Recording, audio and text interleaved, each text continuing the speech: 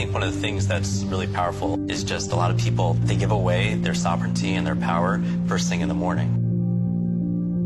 The first thing in the morning, they'll pick up their phone and they'll check everything, you know, because there's the way it's set up, right? They're getting their dopamine fixes and it's just really rewiring their brain. So it's training them just to be distracted all the time.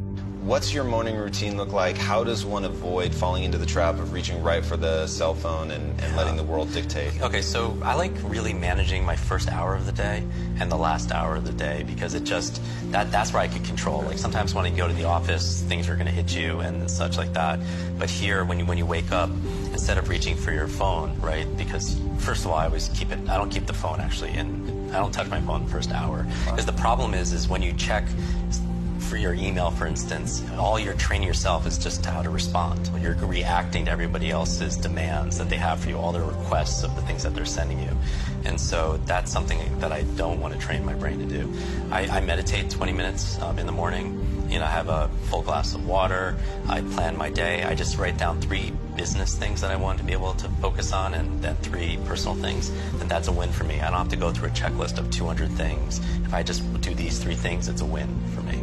You know, even Will Smith, he says, you know, 2 most important things is run and read every day. Do something physically and something mentally to be able to keep yourself engaged and active to it. There's so many distractions and there's so many enemies that are out there, and it's literally rewiring our brain. Even social media, the challenges, you know, with these terms like Facebook depression and everything, because it's that. This is social media depression, because whereas everyone's looking at their feed and they're comparing their lives to other people, their highlights of other people's lives. Wow. And there's actually less life satisfaction, more sadness, depression, and stuff like that, because everyone is comparing themselves to other people, and it's a challenge. But more and more time is spent there. But you mean these devices are created to literally jolt you with dopamine, give you these fixes.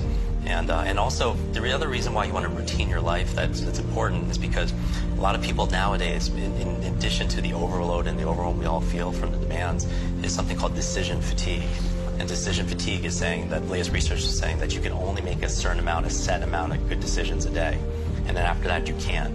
And so people like, even simply, you've heard that Mark Zuckerberg or Tony Hsieh, they wear the same clothes every single day, the same sweatshirt, the same Zappos t-shirts.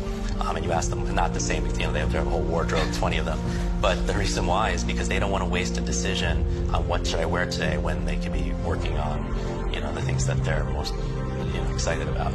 I do believe that after a certain amount of focused effort, people suffer from mental fatigue, and that's where they make more mistakes.